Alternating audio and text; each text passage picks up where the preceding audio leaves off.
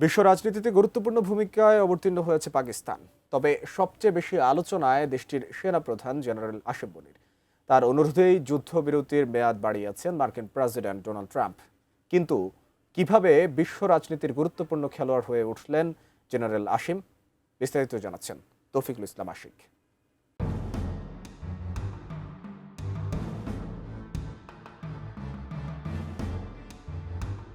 দক্ষিণ এশিয়ার ভূরাজনীতিতে পাকিস্তানের সেনাপ্রধানদের প্রভাব সবসময় ছিল আলোচনার কেন্দ্রে, কিন্তু জেনারেল আসিম মুনির তার সব পূর্বসূরিকে ছাড়িয়ে গেছেন। গত এক বছরে ভারত পাকিস্তান সংঘাত থেকে শুরু করে বর্তমানের ইরান যুক্তরাষ্ট্র যুদ্ধ, প্রতিটি বড় সংকটে তিনি আবির্ভূত হয়েছেন ত্রাতার ভূমিকায়।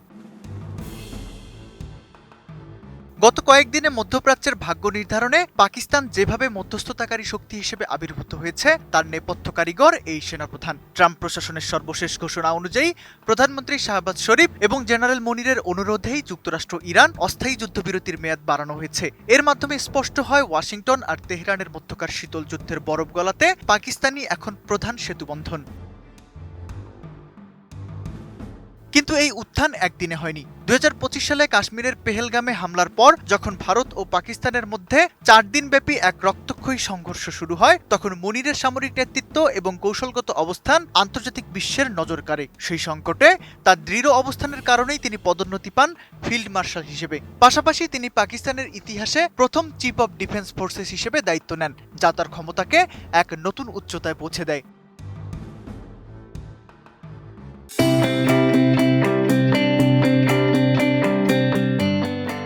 আসিম মনিরের বড় দক্ষতা হলো তার ভারসাম্যপূর্ণ পররাষ্ট্রনীতি। একদিকে তিনি সৌদি আরবের সাথে বড় ধরনের প্রতিরক্ষা চুক্তি করছেন, অন্যদিকে মার্কিন নিষেধাজ্ঞার মুখে থাকা ইরানের সাথেও বজায় রাখছেন সুসম্পর্ক। ডোনাল্ড ট্রাম্প তাকে গুরুত্বপূর্ণ নেতা হিসেবে উল্লেখ করেছেন এবং হোয়াইট হাউসে আমন্ত্রণের মধ্য দিয়ে দুই দেশের সামরিক সম্পর্কের এক নতুন অধ্যায় সূচিত হয়েছে। ইসলামাবাদে যুক্তরাষ্ট্র ও ইরানের মধ্যকার আলোচনা যখন স্থবির হয়ে পড়েছিল, তখন মনিরের সরাসরি হস্তক্ষেপই নতুন করে আশার আলো দেখিয়েছে। তবে মুদ্রার উল্টো পিঠও আছে। দেশের ভেতরে মনিরের এই অভাবনীয় ক্ষমতা বৃদ্ধি নিয়ে তৈরি হয়েছে বিতর্ক। সংবিধান সংশোধনের মাধ্যমে তার কার্যকলাপ দীর্ঘমেয়াদে নিশ্চিত করা এবং সামরিক বাহিনীর হাতে নজিরবিহীন ক্ষমতা তুলে দেওয়াকে গণতান্ত্রিক ভারসাম্যের জন্য ঝুঁকি হিসেবে দেখছেন অনেক বিশ্লেষক। তবে আন্তর্জাতিক পরিমণ্ডলে পাকিস্তানের গুরুত্ব রক্ষায় আসিম মনিরের বিকল্প নেই বলেও মনে করেন বিশ্লেষকরা।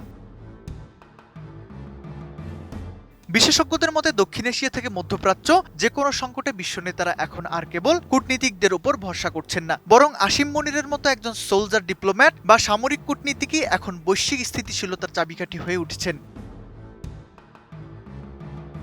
Taufiqul Ashik, ATN news.